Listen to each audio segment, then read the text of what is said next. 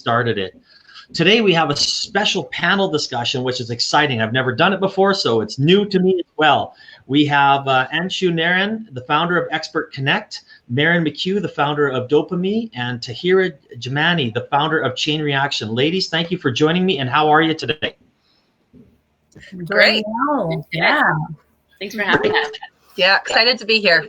Oh, I'm excited to have you, and I know we had a little session beforehand, and we were talking about how happy we are it's snowing outside again, and it makes being locked up inside so much more fun. So what I'm going to do is, because I have a few introductions to go through, I'll do a brief bio of all three of you, and then we will start. So we'll start with Anshu.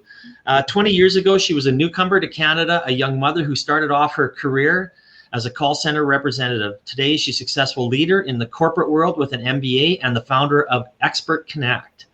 Tahira is a mindfulness coach and founder of the Chain Reaction. She's a certified teacher in the mindfulness and leadership program that was developed at Google, and Search Inside Yourself was trained at Berkeley University. Using neuroscience and scientific findings, she makes mindfulness relatable and accessible to create change. She's also completed 2 10-day silent meditation courses and currently works with individuals, groups, and workplaces through one-on-one coaching workshops. Marin is a yoga and Jade, sorry, it was breaking up quite a bit in the last few sentences there. Oh, okay. Okay. So she also completed 2 10-day silent meditation courses and currently works with individuals, groups, workplaces through one-on-one coaching and workshops. Marin is a yoga and meditation teacher, movement specialist, spin cycle motivator, and author. First book is to be titled Be the Change. Wellness retreat facilitator, one-on-one and group mind-body coach, keynote speaker, and a mental health strength and training consultant for small businesses. From an early age, while pursuing and achieving a goal of playing basketball in NCAA, Marin struggled with depression, self-harm, and eating disorder, crippling anxiety. She completed her bachelor's degree with a focus on psychology and philosophy, and now teaches people how to heal themselves and optimize their mental health. I mean, all three of you have an absolutely impressive background, and I know we will get into it, but I just want to touch base with Andrew first, and I just want to know. I mean, I love the Expert Connect and bringing people together in kind of a one-stop shop for wellness, mind, spirituality. So explain why you started it and how you found such great people to join you. Yeah, absolutely. Thank you, Jade. Thank you for having us here, first of all. The Expert Connect came out of a recognition that there was an absence of a health and wellness platform with diverse services. I mean, if we look at platforms like Amazon and Alibaba, we're able to get variety of goods and services at our fingertips. But when it comes to our own health and wellness, I feel like we struggle to find the right experts, and let alone them being on one platform. And that is where and how the Expert Connect was created, where we've brought amazing experts from all different modalities to live together essentially in this one platform, and we call it the Expert Connect. And how did I find all these amazing people? They came through referrals from friends and families. Marin came through a referral through my niece, and Tahira came through a referral from my boss. And it's just beautiful to see all these amazing people come through. They believe in our vision at the Expert Connect, and they are doing amazing work themselves. And it's a pleasure to be able to collaborate with all these amazing individuals. No, absolutely. So I know you keep adding experts. How many do you have in total right now? We have 15 right now. Yeah, we started with 5 in February, so a couple months ago, and we have 15, and we have about 5 in our pipeline that I'm ready to put up. By the end of this month, we should be up to 20. Oh, that's excellent. Again, I'm talking with Anshu Narayan, founder of the Expert Connect. If you need to go to their website, you can just go to the comments section, click on it, and it will take you directly there. So that, I mean, that's amazing, especially putting a team together is never easy. We did it with peer guidance, but 15, I mean, that's impressive. But I want to ask a question here, I guess. And you can all kind of, I guess this is going to be for all of you, but we'll talk a little COVID with the mental health issues that might be happening right now, and maybe with people being working from home and not being able to go anywhere and talk to others. What can people do in isolation to help themselves? Maybe Tahira, you can start, and then Marin. Sure. Yeah, absolutely. It's a great question. And when I hear this question, I frame it in a way of sort of what's been working for me, because none of us are exempt from experiencing some of the challenges that we're all experiencing during this time. And so I guess I kind of share from the perspective that mental health is just a kind of our mindset state, right, that we're carrying through at this time. So sharing on this as a mindfulness coach, I used to like to go outside and do things too. Like I love to go to spin class, I like to go to the gym, hang out with friends. And so now that these external measures are not available to us, I'm spending more time with myself and kind of going inwards. And so what's kind of been happening has been three things that I'll share are kind of resources. And the first is about making intentional choices. The second is been practicing self-compassion. And the third is also to reach out to me. So the first piece with making intentional choices, we're in this really volatile and uncertain world right now. And things are changing quickly. Some days it's really quick, and some days it feels a little bit slow, right, with the changes. And it's really easy to get swept up into the day and kind of run on autopilot and just go through the motions that we're not really aware of what we're doing. So it can feel like we don't have control over our personal world. And so when I think about, what I do, there's kind of two main things of kind of setting a framework for my day the night before. Kind of plotting in my meditation time to go for a walk, meetings, maybe calls with friends to connect with others. FaceTime is the best. And also the rest of the time is about making micro decisions. So as a mindfulness coach, I believe in the impact of the present moment. So paying attention in the present without being judgmental and focusing on what it is that we need in that moment. So there was a really cool Harvard study that was done that showed that we spend about 50% of our time with our mind distracted. That's pretty big. Mm-hmm. And so when we come back to the present moment, we're not worried about, not dwelling on the past or sort of anxious about the future and the unknown of what may come. That's why the present is really powerful, and it helps because it kind of takes the day bite by bite. Because sometimes our days feel really long right now, and they're slow. And so it's really about just taking intentional one bite choices, like deciding if I'm going to Netflix for a couple of hours or if I'm going to watch a TED Talk. And whatever decision you make, it's okay. It's just about kind of making that decision on purpose. And asking myself what's important right now, like what's going to help serve me right now in what it is I'm trying to do. And the next option is practicing self-compassion. This has been really big for me over this time because things are really volatile and challenging. And it's a tool that can help us a lot when we're in challenging times. So if we think about how we can practice it, think about how we talk to a good friend when they're going through a challenging time, right? We're usually pretty kind and supportive to them. So it's important to direct that to ourselves as well, to be kind and supportive to ourselves, because oftentimes it's easier for us to be kinder to others than it is to ourselves. So it's important to kind of turn that inwards and just knowing that there are going to be uncomfortable moments. There's no certain way that we should be feeling right now. It's just however it is we are feeling, and just kind of being okay with where we're at. If that means we're not working out today, or we are, whatever that is okay. And the third piece is also that I'm happy to help. I'm here. I'm offering lots of free resources on my platforms and just trying to stay engaged with the community, like sharing on platforms here. And I'm also taking one-on-one clients too. So I'm happy to support. Perfect. Excellent. That's good to know. And I love that, breaking it into small little bits, small wins, I guess, so to say, right? Yeah. Marin? Yeah, thank you for sharing all that, Tahira. That's so much wisdom in what you just shared. And what's really been coming up for me in these last few weeks is the really interesting complexity of how globally we're going through something together. Yeah. So there's a lot that we're experiencing as the same, yet I think it's important for us to step back and acknowledge that this is actually impacting each one of us very uniquely.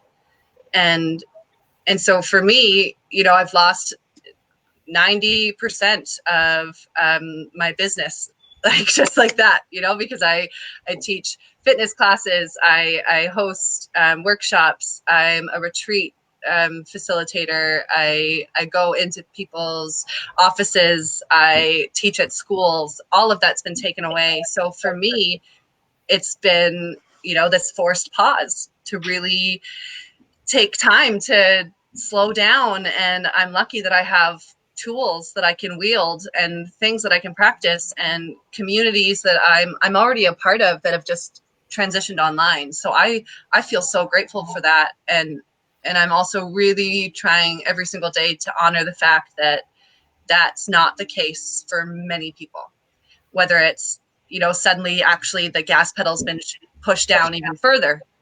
Right? Maybe your life has actually become more busy, and maybe you have children, and all of a sudden now you're the teacher and the cook and the cleaner and the business owner. That can be intense. And I just, my heart goes out to people who are, have both feet pushed down on the gas and the brake at the same time. And so while there is this collective experience that we're going through, it's also very unique for each person. So where my mind goes with this is Joseph Campbell's hero's journey, that we've just gone through a really quick, forced transition where we've just been shoved into the unordinary world. And we're in the chaos right now. And that chaos is, again, it manifests differently for each one of us. But what makes it the same is that by really allowing the chaos to be there and doing whatever we can to keep ourselves nourished and grounded and connected so that chaos can start to settle. And we're going to start to find pattern and routine within what right now feels really chaotic. And so that self-compassion piece, Tahira, is so important. The patience, the compassion, the really being mindful that we're not shoulding on ourselves, judging ourselves, creating expectations that we should be handling this differently or that we should be further along or anything like that. We really need to be mindful to not get trapped in those types of ruminations. And so really letting this be a process and really practicing patience. And the other piece to this as well that I've noticed is that I'm really seeing this as it's amplified what was already at the surface or just below the surface for us. So if you were someone that was already like living paycheck to paycheck and struggling to get food on the table, of course, that's going to be even bigger right now. Right. And if you were someone who, maybe your basic needs were met and you were more focused on, spirituality, understanding the universe, that's been amplified. Suddenly that's the transition that we're in, this is now an awakening. And then there's a spectrum of everything in between. So I think the invitation for all of us is to actually pause and take a look at how we're reacting to this and get really, really clear to understand that this is not to blame COVID. None of us are a victim, but this is actually a really important opportunity for us to get to know ourselves more intimately. And as Tahira mentioned, the resources and opportunities to connect online have just blown up. And I, as well, am offering pretty much all of my services, either for free or as a donation. Pay what you can. Because this is the time when this work is that much more important. And I love doing this work, and it holds me accountable and keeps me sane. And the more people I can share this work with, the better. So I'm just using this as an opportunity to innovate and get creative and make sure that I'm breaking down walls and barriers so that I'm more accessible for people as well. No, absolutely. I agree with that. I mean, it is a unique situation, and I've talked to probably 50 or so small businesses entrepreneurs over the last 3 weeks, and there's a wide variety of where they are, how they're going to move forward. their fear of moving forward, what it's going to look like post corona, so to say. But I wanted to kind of touch base on something that you said, like you focus, internally, and Tahira, you said it as well. But Marin, I mean, you focus on medication. Please share how someone might be able to start this, or and the benefits of it, and how often should they do it if they want to start. Yeah, great question. So what you do daily matters more than what you do once in a while, right? So I had ADHD growing up. I was an elite athlete, and for years people said, oh, you should meditate. Oh, that'd be really good for you. My mental health was just getting worse and worse and worse as, starting from the age of 4. And so there was no shortage of people telling me I should meditate.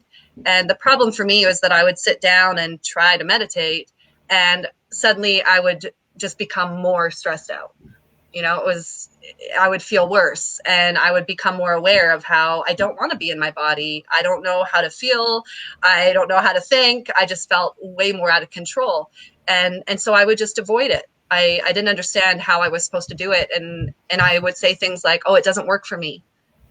Or like, oh, I tried, but it doesn't work. Meditation's not for me. And I said that for years. And it wasn't until I really started understanding how the mind and body works, and how to create new habits, and what to expect when you first start meditating. And so I set the goal of 30 seconds a day, because I knew that that's something I would do every day. And anything more than that, I wouldn't keep up with it. There would always be a reason why, oh, not today. I'll do it again tomorrow. And then it would just stop entirely. So by doing it 30 seconds a day, it made it so even on the days that I didn't want to do it, or I was feeling really stressed out, or whatever was going on, any kind of coping mechanism that was taking hold, I would be able to pause and say, it's just 30 seconds. I can do that. And so I did that consistently for 3 months, and that's how I built the habit of meditation.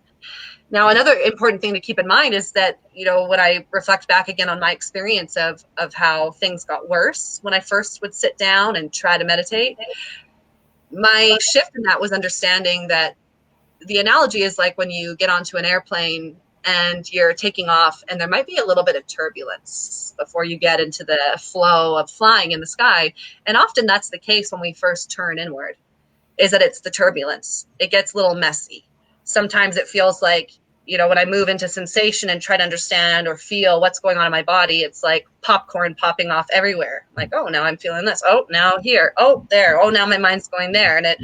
And I've heard a lot of people say, including myself, is, I can't calm down. I can't slow my mind down, or this is getting in the way. And the perspective shift is to understand that actually, no, that is the way. No matter what you're feeling, no matter what comes up, that's what you're to pay attention to. So it's not, oh, I have to get through this before I can get into my meditation. No, this is the meditation. No matter what you're experiencing in that moment, can you be with it? Can you get to know it? Can you meet it like an old friend? And whether you're doing that by focusing on your breath, or going for a walk and really getting into the sensations of your feet moving, your body moving in integrity, or keeping your eyes open and looking at, like, what do I see? What are all the different colors I can see right now? Or what do I smell? Or what do I taste? We can use our senses as one pointed focus to develop our ability to concentrate. And I love using the description as well to understand the difference between mindfulness and meditation, because they're very much the same, yet they're also separate. Mindfulness is an effortful practice where you're choosing one thing to focus on, and you're focusing on it with curiosity. You're trying to get to know it and see it and watch it evolve and change and shift. And it's like you're watching a meandering river. So say you're flying above the river and you're really trying to watch that river and kind of stay in the middle of it. And every once in a while, a squirrel just ran off, and you follow it for a little while, and then you remember, oh yeah, I'm not following a squirrel, I'm following the river. So you bring yourself back. And then again, you keep going, and things will keep pulling your attention away, and you have to just keep coming back. Be willing to be a beginner over and over and over again. And eventually that river opens up. It meets with the expansive ocean. And that's meditation. It's a state. It's when you get into that place where there's no effort anymore.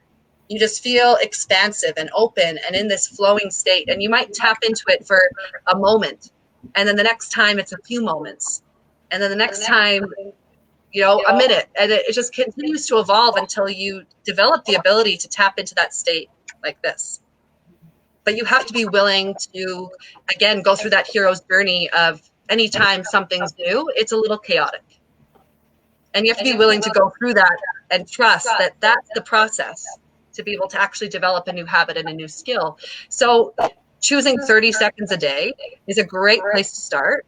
I'm building another 21-day challenge right now on my website that'll be free for anybody who wants to participate, that walks you through how to develop a morning routine that is just 30 seconds of breathing, connect with your breath, 30 seconds of mindful movement, and then 30 seconds of putting pen to paper.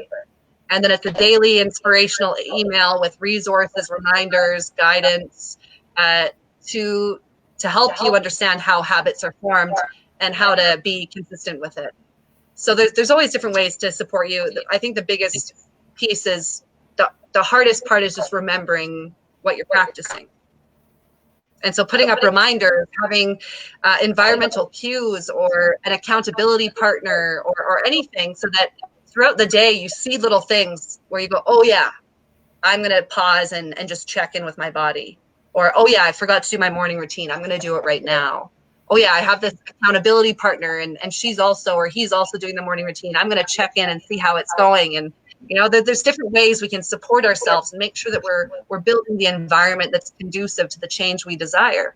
So it's 30 seconds a day, daily-ish. Don't be hard on yourself. Practice. Be willing to be a beginner over and over again.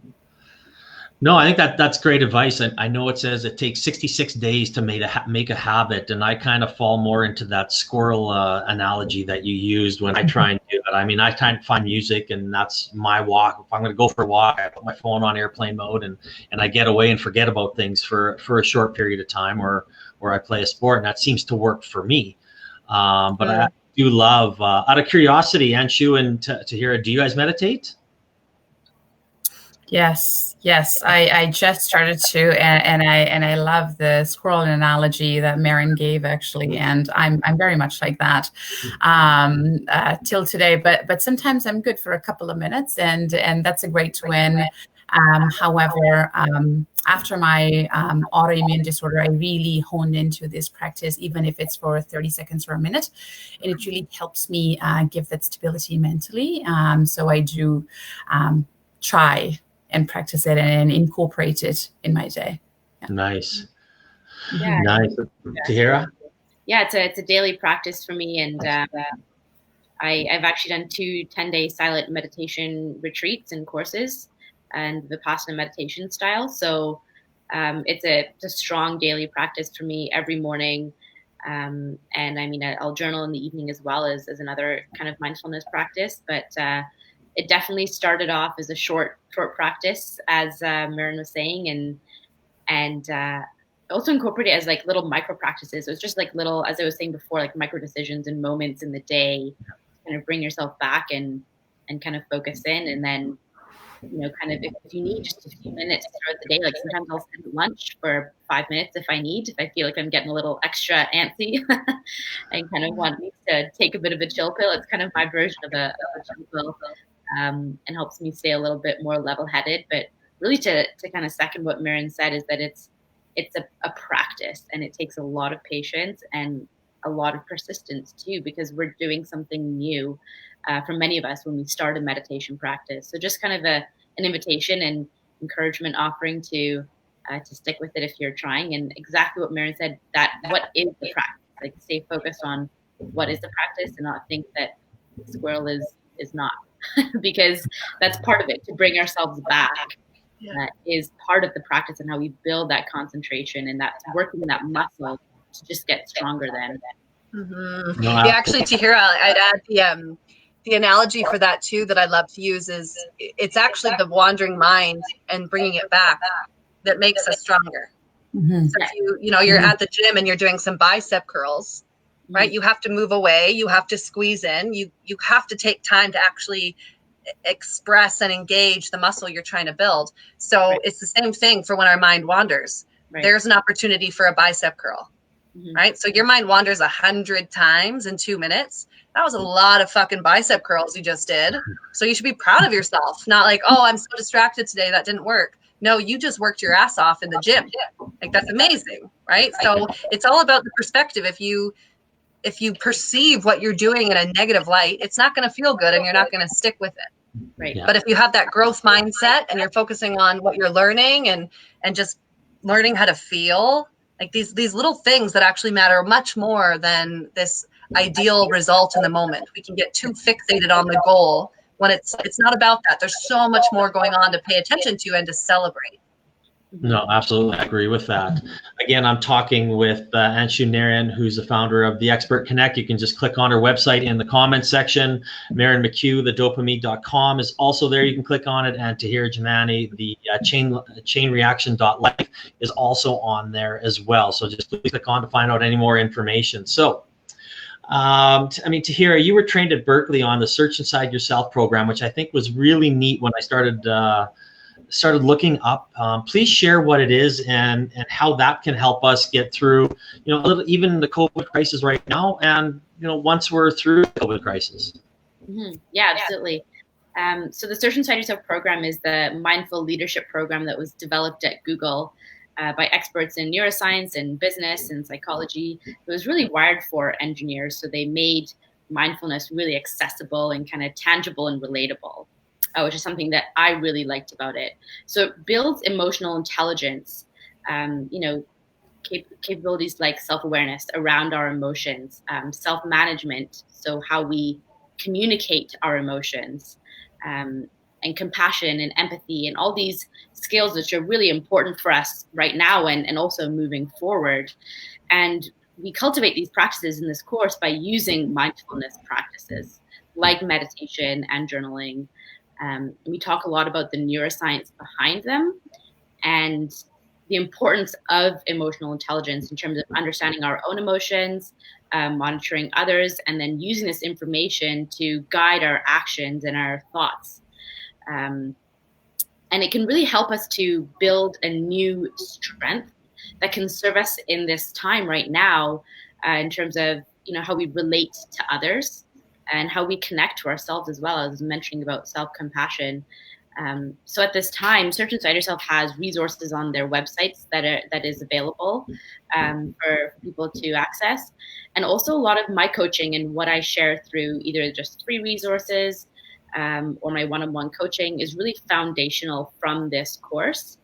And so it's maybe an invitation to look at how we can practice with some new skills if we want, or sort of brush up on some other skills. This is something that we've been working on, meditation, gratitude, self-compassion, these kind of elements. This is how it can kind of be accessed in this time, is either directly through the website or with working with me at this time. No, that is interesting. And I know that's the second time now I've heard you say it, and I've heard Marin say it. Self-compassion. I mean, that's something. Why don't we just touch on that briefly before we move on, Marin? Like, what does self-compassion mean? Is it different to everybody? Yeah, I guess it could be. I think when I feel into compassion, it's more of like a feeling tone. So it is a way of relating with yourself. It creates more space, and it's embodying and embracing our humanness. So it's a common obstacle for a lot of people is the illusion of perfection. And whether you're conscious of that or not, sometimes we're really hard on ourselves. We create these expectations of, again, how we should be behaving or thinking, and when we don't meet that mark, we can berate ourselves and get take ourselves down. And compassion is the opposite. It's about seeing even where we messed up, embracing our failures, being able to look at it with this softness and this patience and this love.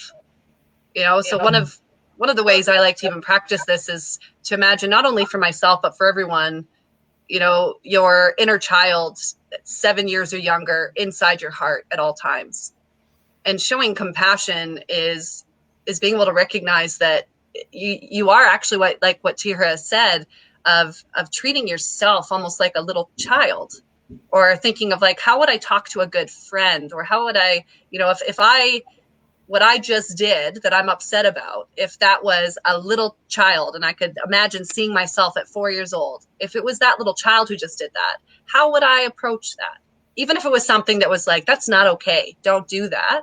There's a way of approaching it so that you're not triggering that child, making them feel like they're bad or they're wrong, but still making sure they understand that what you just did was not okay. And there's a different way of approaching it. And here are some things to do. So there's this softness around it that actually brings us into a place of being able to make right action, instead of just spiraling down into this dark depression and then having to climb our way out before we can make amends.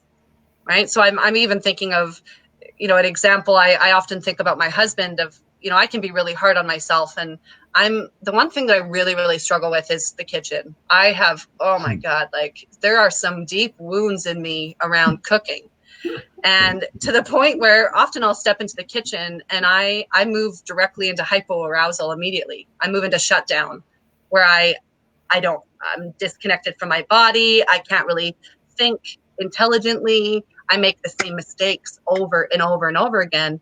And just a couple nights ago, I made dinner, and it wasn't that good. And I sat down with my husband, and I was really excited. Like, he usually cooks, so when I cook, I'm like, look at me, I made dinner. And the first few bites he took, he was like, what's this? And he's like, you said you were making fries. What are these? I'm like, what fries? He's like, these aren't fries. And, and he's like, what's with this bun? And, just critiquing one thing after another. And it was true. Everything he said was bang on. But I could just feel myself going further and further down into like, oh, I'm the worst. Like, just feeling so awful. I no longer had an appetite. And for him to notice that, and then he shifted. And he started saying like, but this is good. And, good for you for making it. And, it was really goofy and silly. But for him to shift gears into compassion and to be gentle and silly and soft, I felt myself rising back up. I even acknowledged it right after, of like, I know it's really silly. And a lot of what you were saying, you were joking around, but that literally brought me back into life. Like, I feel like I can actually be with the food now. I can be with you. It's not the best meal we've ever had, but we're nourished. I'm grateful for it. And it completely shifted my energy in that moment, because he was able to show me compassion. And that's the practice, is being able to do that for yourself, because not everyone, say Andrew's not in a great mood, he wouldn't be able to do that for me. I need to be able to do that for myself. And so that's my practice, is noticing when I'm going really low or when I'm going really high, and being able to step back and see it, observe it, focus on my breath, soften. And sometimes it's even saying things like, oh yeah, I know this is hard. No, absolutely. Yeah, it's okay. Yeah. Right? Yeah, we've all been there on the food critique. My wife's an excellent cook, so usually it comes from my cooking, so I can relate to that. Yeah. Unless I'm barbecuing, then I'm a little better, but that's there you go. So I guess I guess moving forward here, I want to get all your opinion on this, on what your guys' future is. So Anshu, what's your vision for the Expert Connect? Yeah, for sure. I want the Expert Connect one day to become the biggest e-commerce health and wellness platform in Canada. That's a big dream, and it scares me, but I have the right people supporting me. So I know that I've put it out there in the universe, and it's going to manifest and it's going to come true. But yeah, essentially, that is truly my dream, Jade. And the ideal state of the Expert Connect would be for the experts to work in an ecosystem and break away from the silos. And that is very important. If I come in seeking help through the Expert Connect, and I'm seeing a nutritionist. But through discovery, we find out that I need a little bit of mental health support, that I be referred to a psychologist or somebody who is one of the experts who is able to help me with my mental health problems as well. So really being able to truly live in that ecosystem and looking after people holistically. So we don't drop people through the system as they come to us and then say, okay, after I help you go through this program, figure out who can help you with your next problem. So that would be ideal state for us. No, I love that. Kind of like I said before, a one-stop shop where everybody can come and do it. I know 3 of your experts, and I've added 2 new friends today, which I'm just loving what you guys are saying. I'm so impressed. So what's next for the Expert Connect? Sorry, you cut out there, Jay. Sorry, to hear what's next for you and the chain reaction.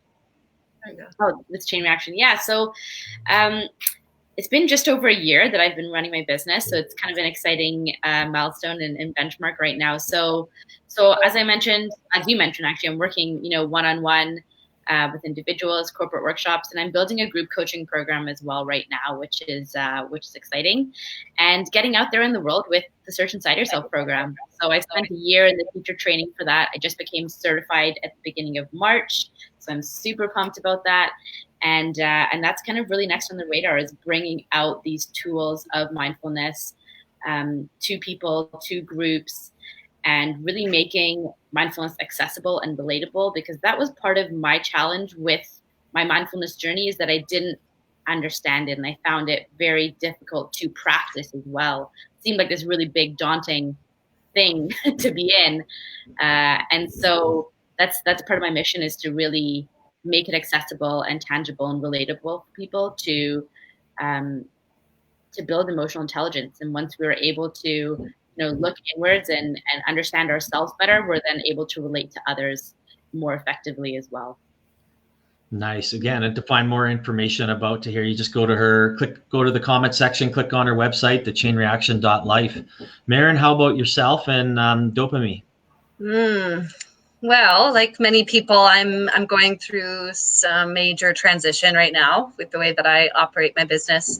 I already had a pretty good foundation online, so that's really what I'm focusing on for the time being. I have 2 different group coaching programs that I'm running, just one after the other right now. So I have a 4-week program that's the 4 pillars of stress resiliency, and then the week after that ends, I then launch the 6-week program of Befriend Your Nervous System with the Art of Yoga Nidra.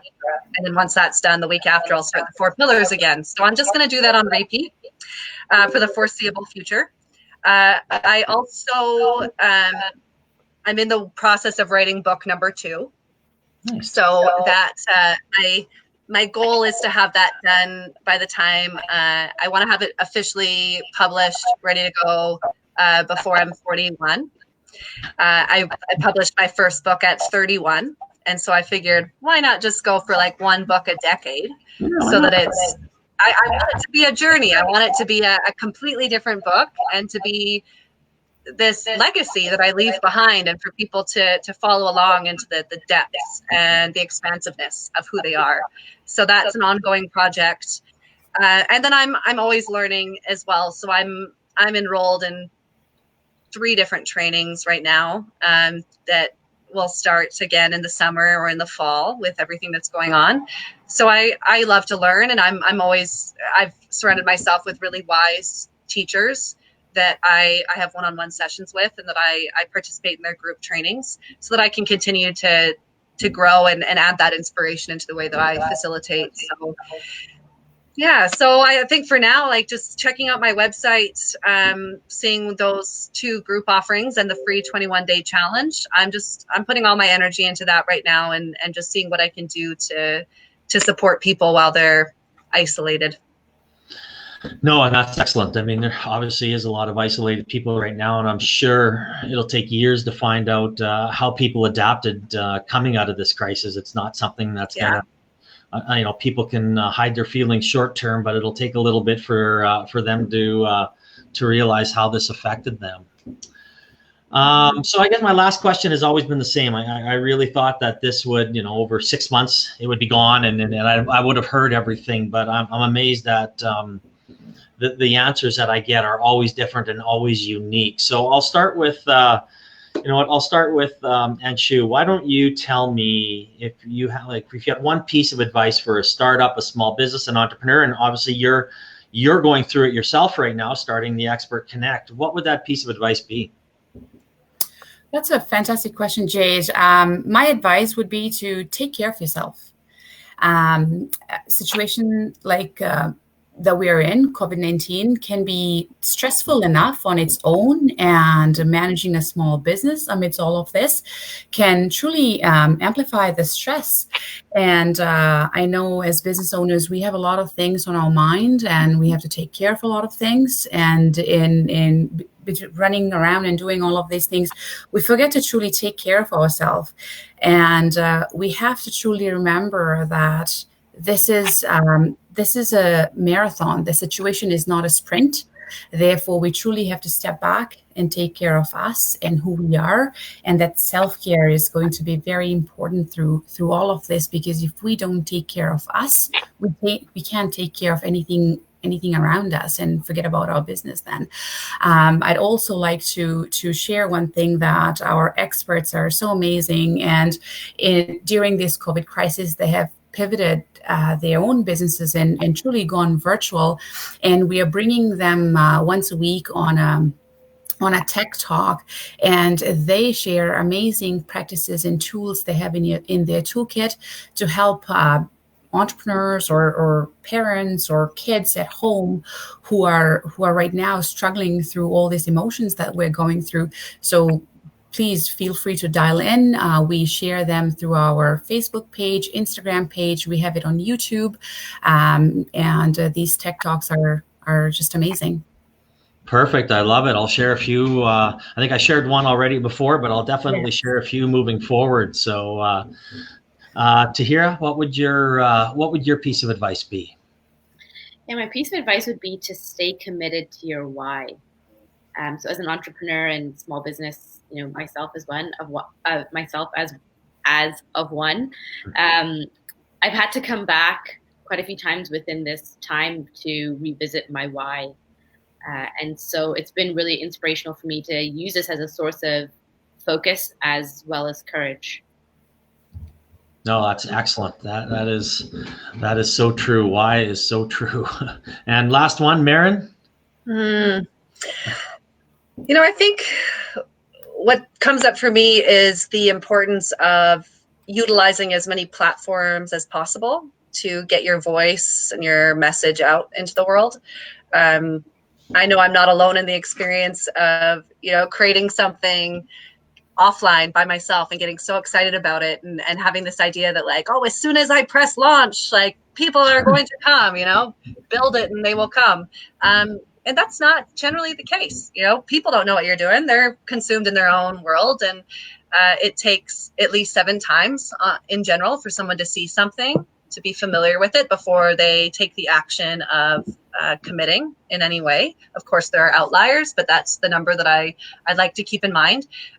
So, obviously you don't want to say yes to everything, but say yes to opportunities that are going to get you into new communities and to be connecting with people that are outside your circle of influence, because people are going to buy into who you are before it is what you offer in general, right? There needs to be a sense of trust and to see that whoever it is that you're going to be purchasing from or working with, that they're also walking the walk and talking the talk, and that it's not a facade. People want authenticity. They want what's real. I think more now than ever, as well as we have time to do research. We can look at testimonials. There's lots of options.